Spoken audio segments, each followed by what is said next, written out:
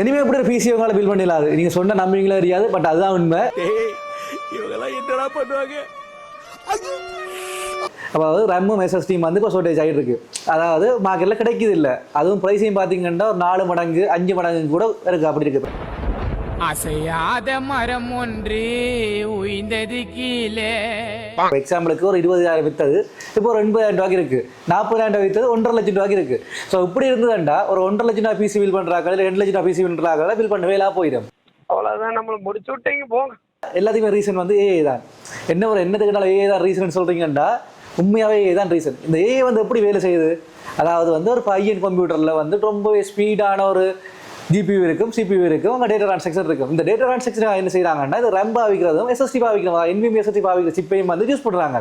இதால் வந்து இப்போ அது வந்து ரொம்ப பூம் ஆகிட்டு வரதால என்ன நடக்குது? இதுக்கான ஷார்டேஜ் ஒன்று வந்திருக்கு. ஸோ இதுதான் வந்து மெயினான ரீசன். அவர் தான் மெயின் வில்லன்.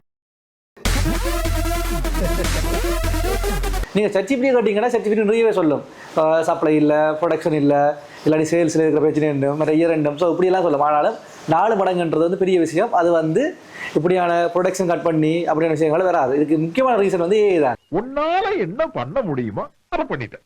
இதே மாதிரி உங்களுக்கு இன்ட்ரெஸ்டிங்கான வீடியோஸ் வேணுமெண்டா நம்ம சேனலை என்ன செய்யணும்னு உங்களுக்கு தெரியும், பார்த்து செய்து வாங்க. பாய்.